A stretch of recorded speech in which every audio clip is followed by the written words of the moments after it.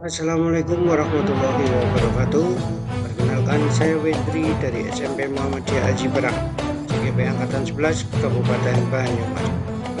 Pada kesempatan kali ini, saya akan memaparkan koneksi antar materi modul 2.1 mengenai pembelajaran berdiferensiasi untuk memenuhi kebutuhan belajar murid.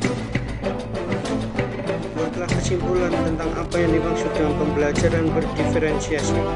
Bagaimana hal ini dapat dilakukan di kelas.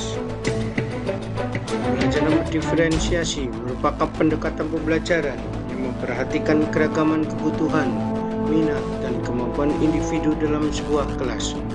Tujuannya adalah untuk memastikan siswa dapat belajar secara efektif dan optimal sesuai dengan keunikan mereka. Dalam pembelajaran berdiferensiasi, guru menyesuaikan konten, proses, produk, dan lingkungan belajar untuk memenuhi kebutuhan belajar yang beragam. Agar dapat menerapkan pembelajaran berdiferensiasi di dalam kelas, guru harus memahami kebutuhan belajar murid dan strategi penerapan pembelajaran berdiferensiasi. Ketiga kebutuhan belajar murid. Yang pertama, kesiapan belajar. Yang kedua, minat murid. Yang ketiga, profil belajar murid. Ada tiga strategi penerapan pembelajaran berdiferensiasi. Strategi yang pertama melalui pembelajaran konten. Materi yang diajarkan harus disesuaikan dengan tingkat pemahaman, minat, dan profil belajar siswa. Misalnya memberikan teks bacaan dalam berbagai variasi bentuk. Kemudian pembelajaran berdiferensiasi proses. Metode pembelajaran bersifat beragam dan bebas, seperti diskusi kelompok, mandiri, atau proyek kolaboratif, dan lain-lain. Kemudian yang ketiga adalah strategi penerapan berbentuk produk.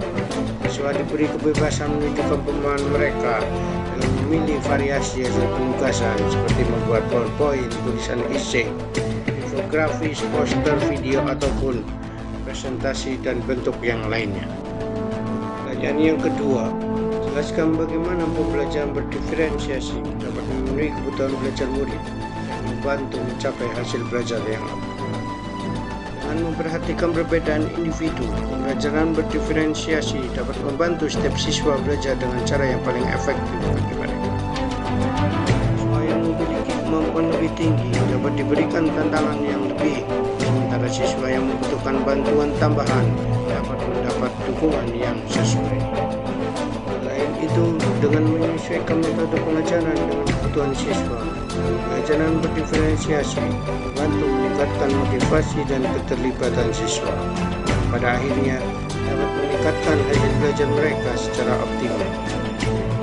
Pertanyaan terakhir, jelaskan pula bagaimana Anda melihat kaitan antara materi dalam modul ini dengan modul lain di program pendidikan penggerak membantu mencapai hasil belajar yang optimal.